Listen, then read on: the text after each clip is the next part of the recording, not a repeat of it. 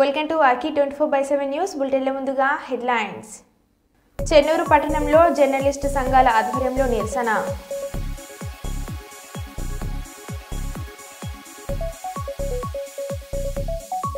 యువతులతో కబడ్డీ ఆడిన మంత్రి Seethakka.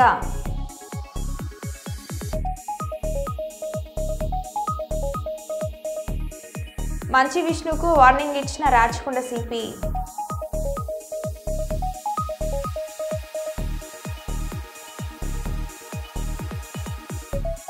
Vikarabad Tandur tribal welfare girls హాస్టల్లో ఫుడ్ పాయిజన్ సంఘటనపై స్పందించిన జిల్లా కలెక్టర్ ప్రతీక్ జైన్. జగిత్యాల మాతా శిశు కేంద్రంలో కాలం చెల్లిన మందులు, పిల్లల ప్రాణాలంటే లెక్కలేదా?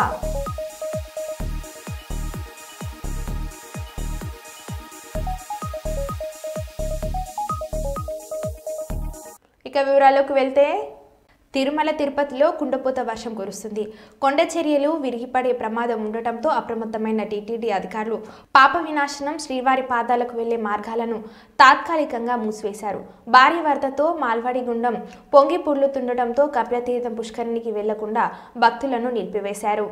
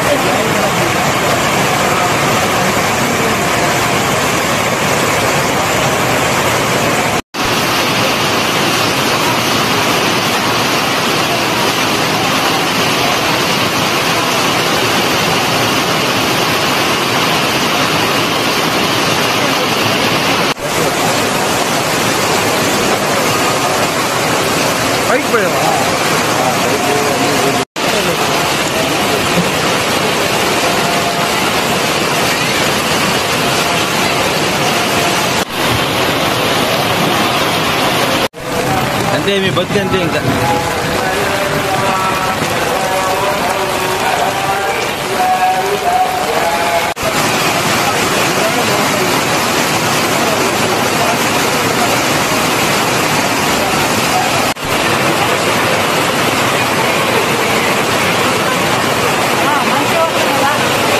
ప్రతిభ ఎవరి సొంతం కాదని సత్యాన్ని నిజం చేశాడు ఓ 12వ తరగతి చదువుతున్న విద్యార్థి. ప్రతిభకు వయసుతో సంబంధం లేదంటారు. మనిషిలో క్రియేటివిటీగా ఉండాలే గాని నూతన ఆవిష్కరణలతో సరికొత్త రికార్డులు దాసోహంగా తప్పదు. ఆర్యభట్టు, ఐన్స్టీన్, ఆర్కిమెడిస్ నుండి నేటి వరకు శోధించే తత్వమే మనిషిని నూతన పరిజ్ఞాన సృష్టికి ప్రేరేపిస్తుంది.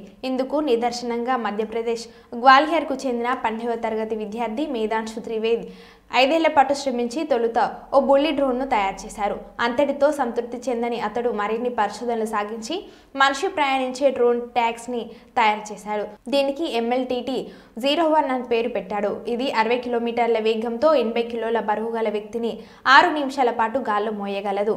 3 నెలల పాటు శ్రమించి 3.5 లక్షల వ్యయంతో ఈ డ్రోన్ను సృష్టించారు. తాను తయారు చేసిన డ్రోన్లో తానే ప్రయాణించి తన ప్రయోగాన్ని విజయాన్ని అందరికీ చాటారు. ఇందుకు సంబంధించిన వీడియో సోషల్ మీడియాలో ప్రస్తుతం వైరల్గా మారింది. మేధాంశు త్రివేది తన పేరుకు తగ్గట్టుగానే తన అద్భుత మేధస్సుతో సృజనాత్మక ఆలోచనలతో మనిషి ప్రయాణించే డ్రోన్ను రూపొందించడం ద్వారా సత్వర ప్రశంసలు అందుకుంటున్నాడు.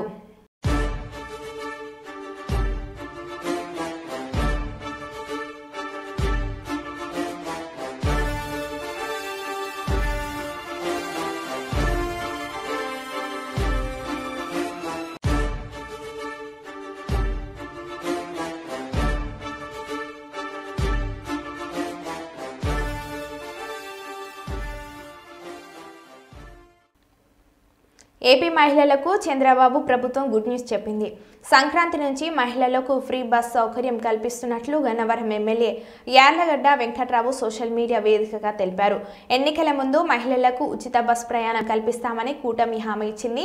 అందులో భాగంగా ఈ హామీని సంక్రాంతి నుంచి ప్రారంభించనుంది.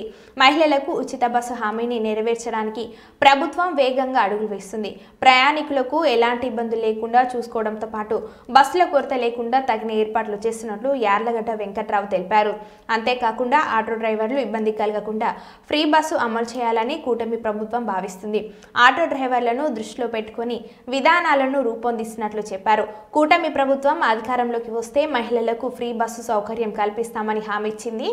అయితే దీపావళి పండుగకే ఫ్రీ బస్సు సౌకర్యాన్ని కల్పించాలని భావించింది. కానీ అప్పుడు కుదరకపోవడంతో సంక్రాంతి వరకు ఈ హామీని అమలు చేయాలని భావిస్తుంది. మిగతా రాష్ట్రాల్లో ఈ పథకానికి ఎంత ఖర్చు అవుతుంది, ఎన్ని బస్సులు అవసరం, రోజుకు ఎంతమంది ప్రయాణిస్తారు, ఏ విధంగా అమలు చేయాలి వంటి విషయాలను ప్రభుత్వం అధికారులతో చర్చింది. ఇక మొత్తం ఓ అంచనాకి వచ్చిన తర్వాతనే ఈ పథకాన్ని మొదలు పెట్టాలని భావించింది. అందుకే దీపావళికి ప్రారంభించాలని అనుకున్న ఈ పథకం సంక్రాంతి నుంచి ప్రారంభం కానుందని అన్నారు.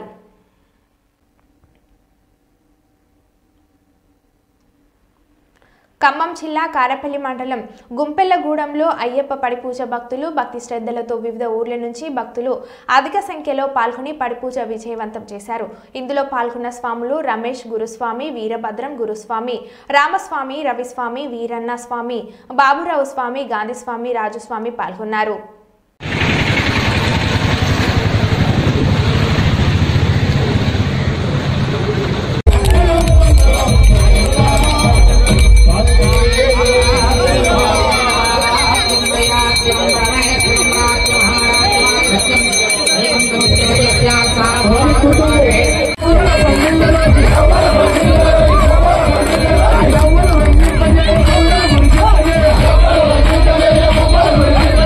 Yeah.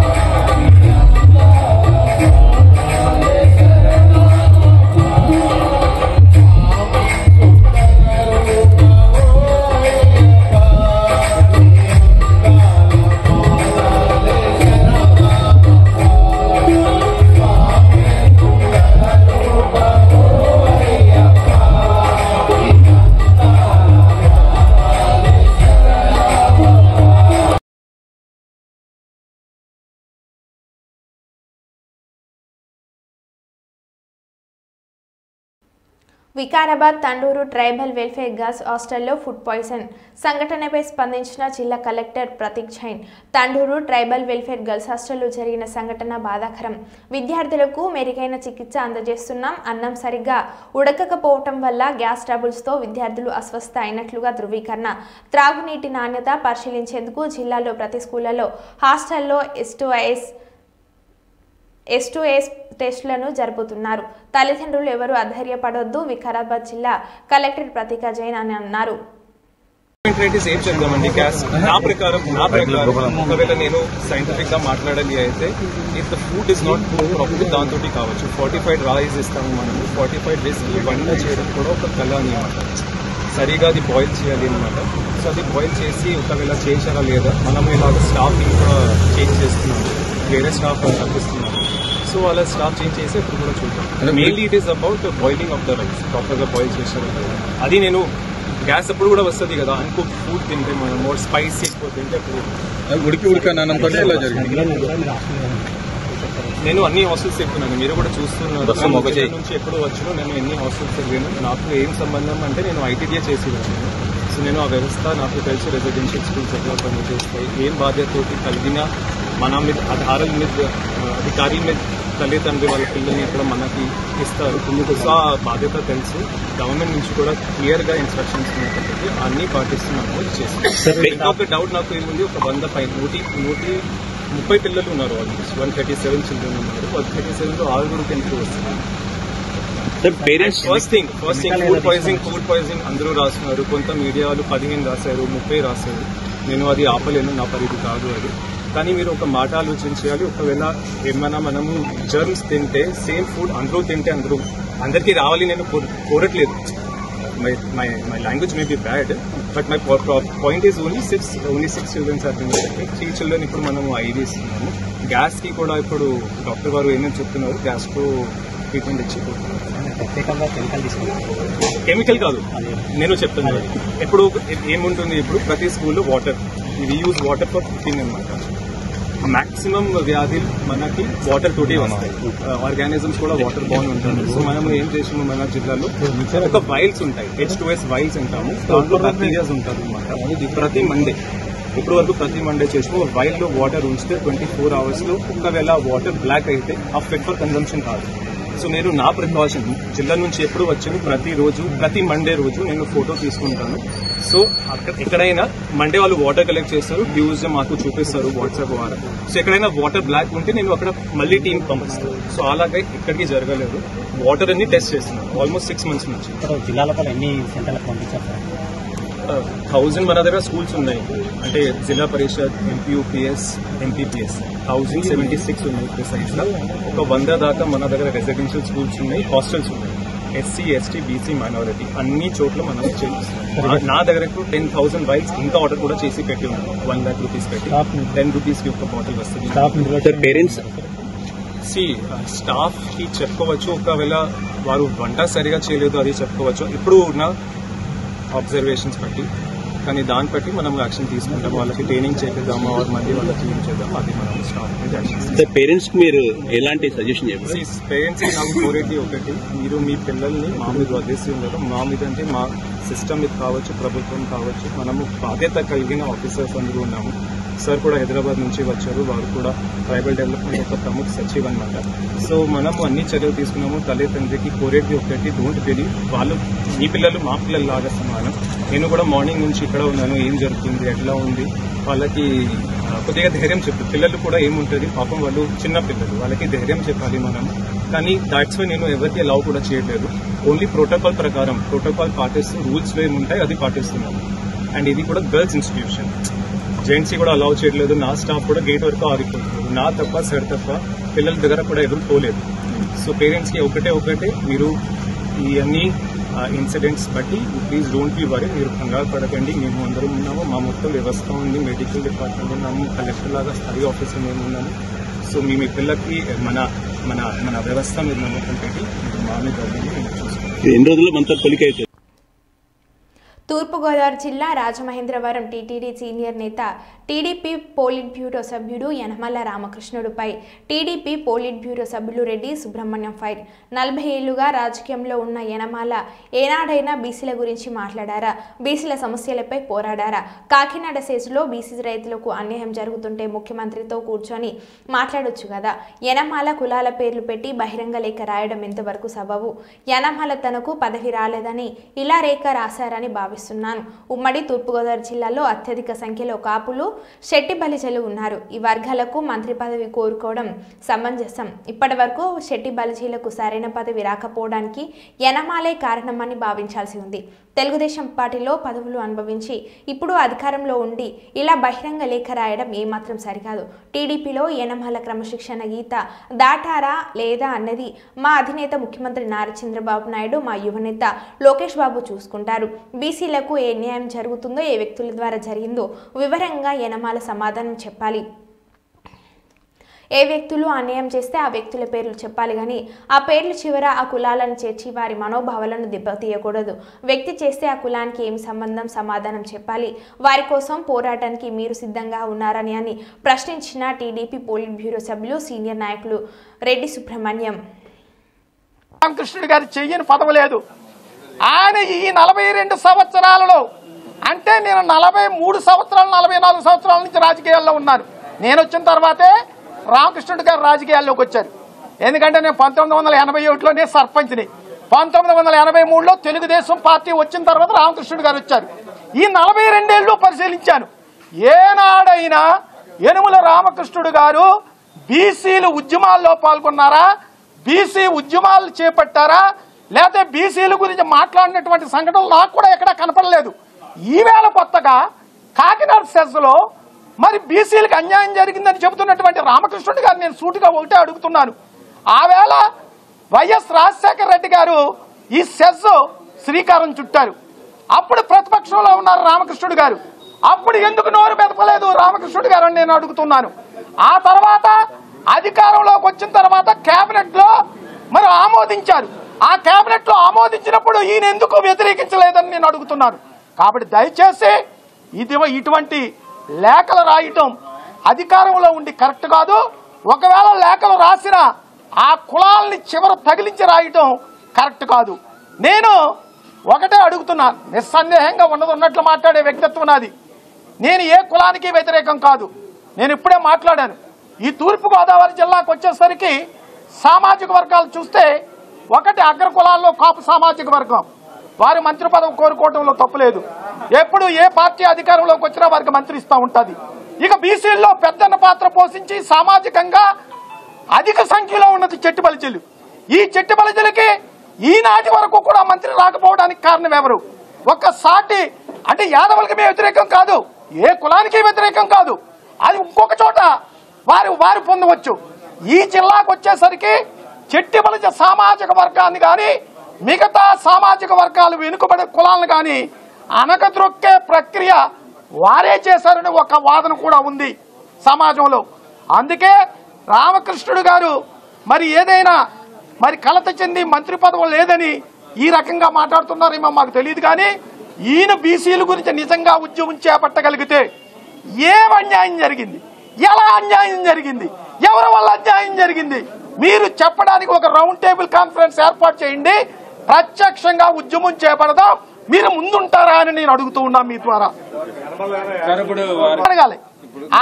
ఆయనకి గవర్నర్ రాలేదనో మంత్రి లేదనో ఏదైనా ఆలోచనతో ఈ విధంగా మాట్లాడుతున్నారా లేదా అనేది నన్ను అడిగితే నేను చెప్పలేను. ఇది యనమల గారిని అడిగితే బాగుంటుంది. పార్టీ అధ్యక్షులు చూసుకుంటారు. మాకు పార్టీ క్రమశిక్షణ కలిగినటువంటి పార్టీ. ఇది కూడా మీరు అడిగారు కాబట్టి నేను మాట్లాడుతున్నాను.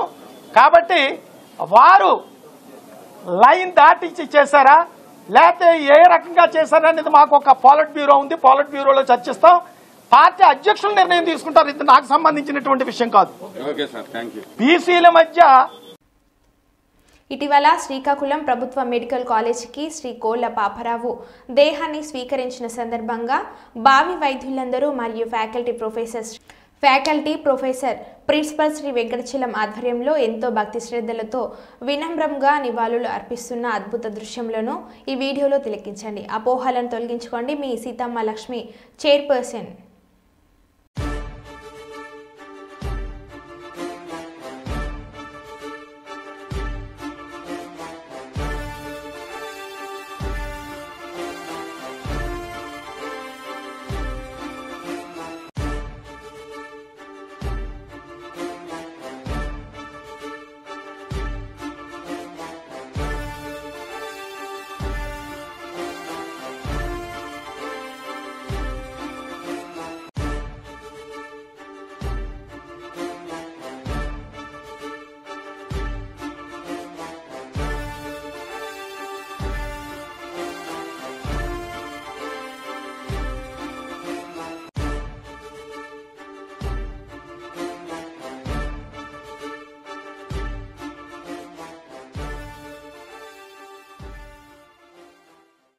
ఫార్మాసిటీ కోసం భూములు ఇవ్వమని చెప్పిన రైతులకు బేడీలు. గుండె నొప్పి వచ్చిందని చెప్పిన కొడంగల్ల గర్చల రైతులకు బేడీలు వేసిన పోలీసులు అరెస్ట్ చేసి సంగారెడ్డి జైల్లో ఉంచిన కొడంగల్ రైతు ఈర్షా నాయక్కు గుండెపోటు. ఎవరికీ తెలియకుండా ఆసుపత్రికి తరలించిన జైలాధికారులు. ఈ విషయం బయటకు రాకుండా అన్ని రకాల ప్రయత్నాలు చేస్తున్న ప్రభుత్వం.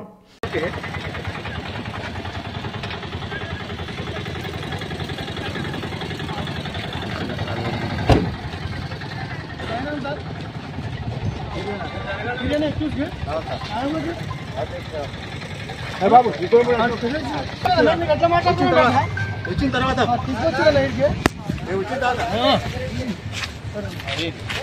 రాజనా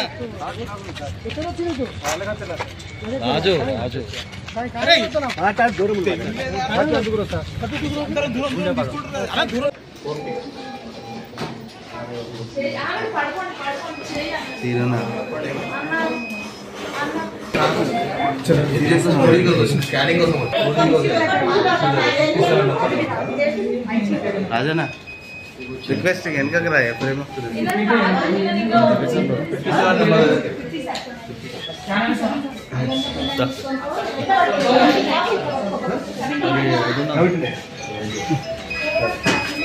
రాజనా స్కాన్ చేస్తారు.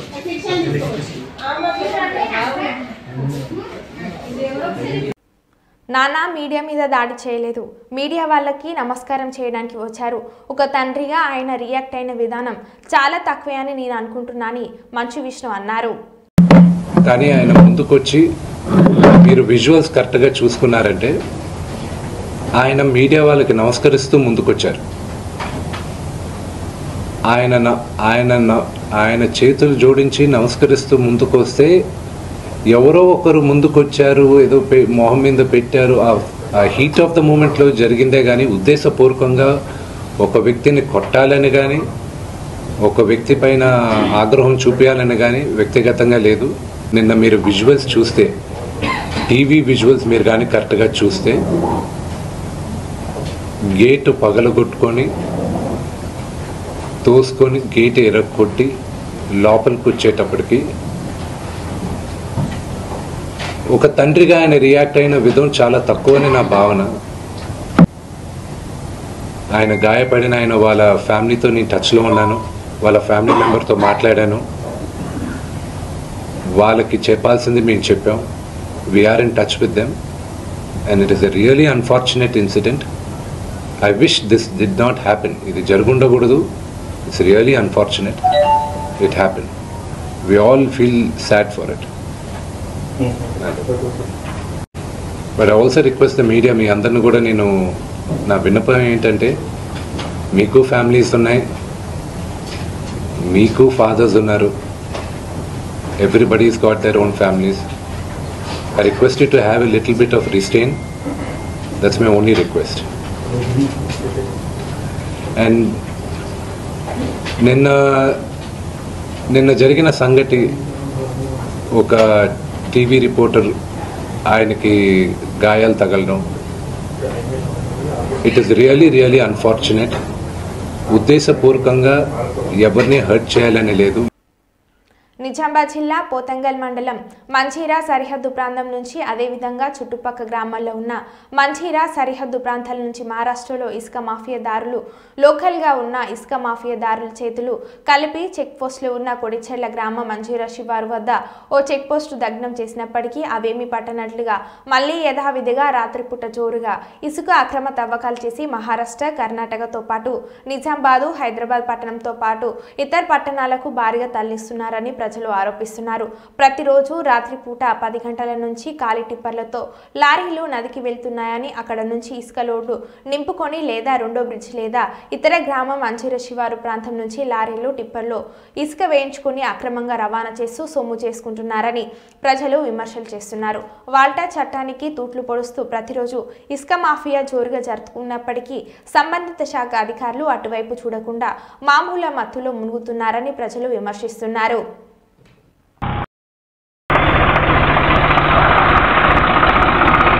వేబీలు ఉందా బేటా? వేబీలు ఉందా? ఈ నైట్లో వేబీలు ఎక్కడ పోతుంది?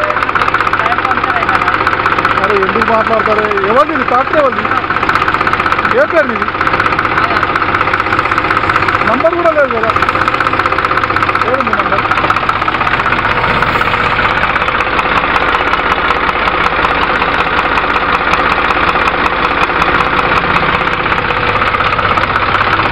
ఎవరిది? టాక్టర్ ఎవరిది? చూడట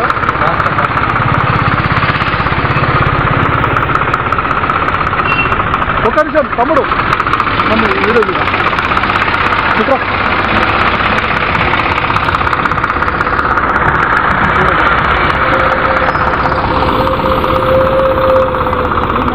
ఈ నెంబర్ టాక్టర్ 0614 టాక్టరు ఇసుక ఈ నైట్ పోతుంది. ఏమనంటే వేదికలు అంటున్నారు. ఈ టైంలో ఇసుక పోతుంటే సమస్య శాఖాధికారులు ఏం చెప్పిన ప్రజలు అంటున్నారు. మరి ఈ టైంలో ఇసుక అధిక లోటుతో పోతున్నది. అర్హత లేని డ్రైవర్లు మరి అగ్రికల్చర్కి వెళ్ళే ట్రాక్టర్ ద్వారా ఇసుక పగలు రాత్రి తేడా లేకుండా ఇసుక బోరుగా వెళ్తున్నది. దీని మీద ఈ వర్ణి ఇప్పుడు ప్రస్తుతం వర్ణిలో ఉన్నాం. మరి దీని మీద అధికారులు ఎలాంటి చర్యలు తీసుకుంటారో చూడండి. మరో బిల్టెన్లో మళ్ళీ కలుద్దాం. Stay tune.